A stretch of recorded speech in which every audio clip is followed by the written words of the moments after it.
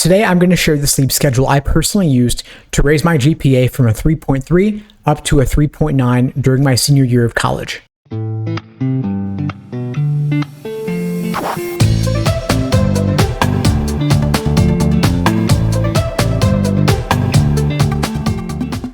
Hey, what's up everybody? Steve Schwartz here from LSAT Unplugged, joining you today to share my personal sleep schedule back when I was in college that helped me raise my GPA from a 3.3 up to a 3.9 during my senior year of college.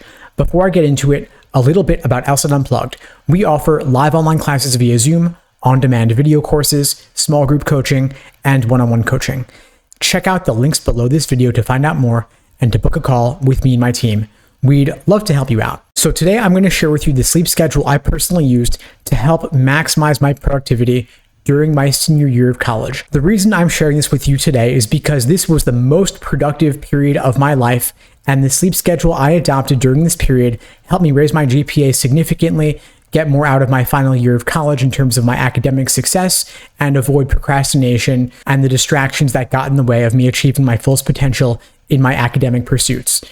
In short, what I did was I gradually shifted my sleep schedule earlier and earlier over time, so I was going to bed earlier and waking up a lot earlier. I personally found, and still find to this day, that I'm a lot more productive in the morning. In the evenings when I'm tired and I'm drained, I'm more likely to get easily distracted by friends, socializing, binging Netflix and such. But back when I was in college, I was able to avoid all of these distractions simply by shifting my sleep schedule earlier and earlier over time. The inspiration for this sleep schedule came from the fact that I was going to go on a field trip for one of my law classes in undergrad. We were taking a class field trip to the Supreme Court, and we were taking an overnight bus that left from the Port Authority in Manhattan at around midnight. And the idea was we would sleep on the bus, we would maybe get 4 or 5 hours of sleep, we'd be tired during that day, but we wouldn't have to pay for a hotel room. And I got really obsessed with the idea of avoiding the need to sleep on the bus. I felt like I would not enjoy my time at the Supreme Court during this trip if I had to try and doze on the bus and only get 4 hours of sleep or so. I'm big on my sleep, it's important to me, and I wanted to be at my fullest awareness and energy. And so in the 2 weeks leading up to this field trip, I just kept shifting my sleep schedule earlier and earlier, maybe 30 to 60 minutes per night. So rather than going to bed at 10 p.m., 11 p.m., or midnight, I shifted my sleep schedule earlier and earlier. So I was going to bed at maybe 9 p.m. and waking up at 5 a.m. or going to bed at 8 p.m., waking up at 4 a.m. I shifted it earlier and earlier to the point that I was going to bed at eventually 5 p.m. and waking up at midnight. I know this might sound a bit nuts, but doing it gradually, 30 to 60 minutes at a time, let me shift my sleep schedule earlier and earlier to the point that I was able to easily fall asleep at 5 p.m. and wake up at midnight, which meant that for this field trip, I was able to make it to Port Authority at around 11:45 p.m., awake for the entire day, believe it or not. I was fresh, ready to kill it. I spent that entire bus ride on the way from New York to DC, reading papers for school, getting ready for the field trip, and I found that in those 2 weeks leading up to this field trip, when I was waking up earlier and earlier, I had cut out distractions and socializing from my life and replaced that time by waking up earlier in the morning with doing my readings for class for that day, getting a head start on my papers, and I was able to perform at my best in all my classes. I was able to send in my assignments and papers well in advance of the deadline, get feedback from the professors, get better grades, come to class better prepared for the readings as well. One reason I was able to pursue this schedule is that I was living alone at the time. I didn't have any roommates. I wasn't dating anyone at the time.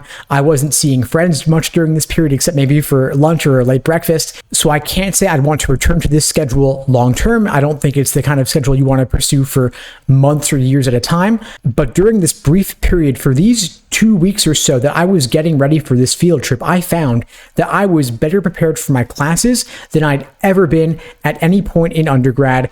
And I adopted a milder version of this schedule where I started going to bed at 9 p.m., waking up at maybe 4 or 5 a.m. for the day. And this still gave me at least 3 to 4 hours in the morning to get ready for class for that day, do my readings and assignments well in advance of classes, so I was never coming to class feeling unprepared or that I hadn't done the reading, nothing like that. I was in pretty good shape for all my classes, and in short, this schedule allow me to perform at my best. So if you're studying for the LSAT for 6 months or more, or if you have family obligations, of course, you may not want to pursue a schedule like this.